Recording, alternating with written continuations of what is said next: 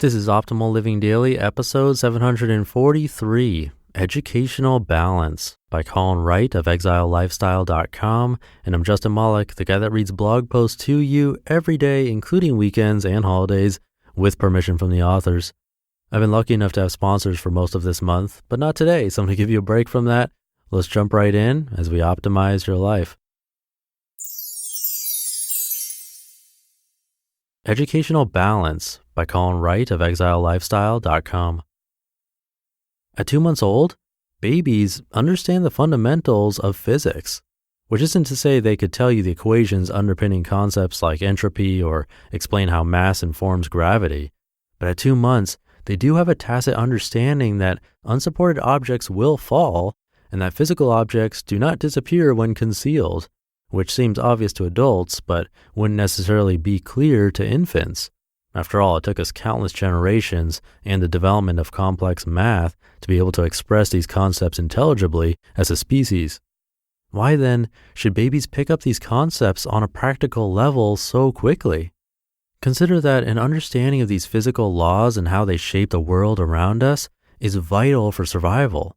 A creature of any age which lacked the understanding that if it stepped off a cliff it would fall probably wouldn't last long enough to procreate. Such a creature's genes would be cut off at the stem, and it certainly wouldn't stick around long enough to evolve and invent and discover things like consciousness and diapers and physics. I like to keep this in mind, that we latently understand physics without recognizing that we do, anytime I'm beginning to learn some new field or trade or skill. At a certain point in your education about anything, you reach a point where your subconscious brain moves a little faster than your conscious brain. You can feel the correct way to lay out text on a poster, for instance. You have a hunch that the problem with the car is in the valves, though not for any reason to which you can immediately put words. You just feel it. Intuition or a gut feeling about something can be, and often is, wrong. But people who have more correct than not intuitions are generally folks who have learned to collect data from their environment and process it both effectively and subconsciously. The more data you've processed in the past, the more you've seen and done, and importantly, the more you've corrected for bad data, the better your intuition can become. This is why a designer who starts laying out elements on a poster will generally be better at understanding, without having to use any rulers or other measuring tools, where graphics and text should go for maximum impact. They've done it often enough and seen enough examples of good design that they can feel when it's right, and their feeling in this regard will be more likely to be correct than someone who lacks that same background. This is why a mechanic who knows nothing about the history of your car may still be able to ascertain a problem with it better than you and in just a few minutes.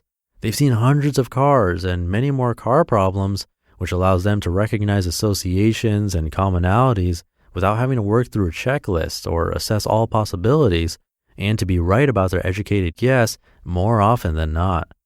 Babies may not seem like the most attentive of students, but they spend essentially all day, every day, collecting and processing data about their physical environment. It's all very new and scary and upsetting to them, of course. And they don't understand most of the sensations and visuals and sounds and tastes that they're taking in. But the whole time they're collecting data and their little brains are storing it away, learning to recognize cause and effect, learning that if something is dropped, it falls, learning that if they push against something, either they or it or both will move. When I'm learning something new, this is part of what I aim for. I want to know something so that I can explain it and understand it like an adult, but I also aspire to grok it at a deeper level like a baby, to be able to activate my analytical mind and pick apart the details of something, but also to be able to generally understand what's going on and what might happen next at a glance. The balance between these two states, I think, is optimal for most fields. A good stock trader understands their fundamentals and does proper due diligence on the stocks they're considering buying, but they can also take a quick look at the candlestick chart for a company and broadly understand what's happening, what will likely happen next, and make use of that vibe in their higher level computations. Running on pure instinct isn't ideal because our instincts can be informed by bad or incomplete data.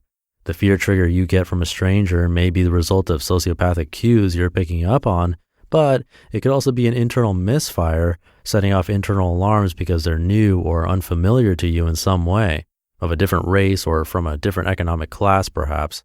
The triggers you're picking up on could be indications of difference, not danger.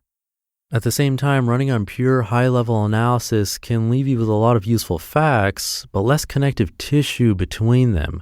You might have mountains of useful figures and formulas, but may be slow to use them and may feel unable to apply them optimally because you don't have the proper reflexes in place.